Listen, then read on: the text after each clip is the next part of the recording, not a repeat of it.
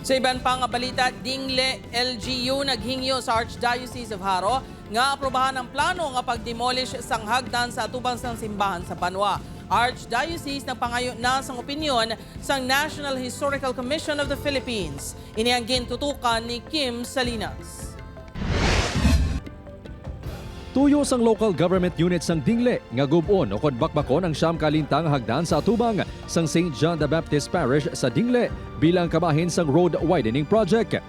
Ini ang ginkumpirmar sang Director sang Social Communications sang Archdiocese of Haro sang nagpadala sang sulat ang LGU sang Dingle nga nagahingyo sa pag-aprobar sa ila plano. Nag-inform nga may plan sila nga to i-remove ang inang stairs sang Dingle Church sa Tubangan kay ti gina-renovate nila upon ginakayo nila ang develop nila ang plaza upod ang dalan. Gina-request butangan sang ramp ang Tubangan sa simbahan. Bangud sini, suno kay kulada nagsapol na ang parish priest sang simbahan sang Dingle. In charge sang heritage kag properties sang Archdiocese of Haro. Ginimitar man ang LGU sang Dingle sa pagsinapol apang wala sang may nagtambong. Nadesisyonan sang Archdiocese nga magpadala sang sulat sa National Historical Commission of the Philippines para sa opinyon tuhoy sa issue. It's a heritage structure ti nalikor nga nalikor nga may implikasyon man sina sa pag-approve man sa simbahan.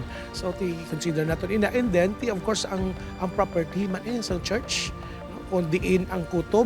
Ginkilala sa Archdiocese ang kaimportansya sang mga istruktura sa isa ka simbahan.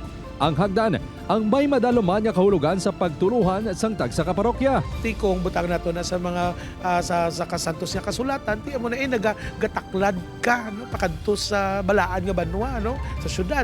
May mga meaning sina. I will go up to the altar of God. Ang mga steps gani sina, may mga symbolism sina, may mga meaning sina. Ginpakigangutan sang news team ang opisina sang alkalde sang Dingle apang nagsiling ang staff sini nga hindi magpa-interview ang alkalde sang Banwa. Upod Kermel Porquia, Kim Salinas. 1 Western Visayas.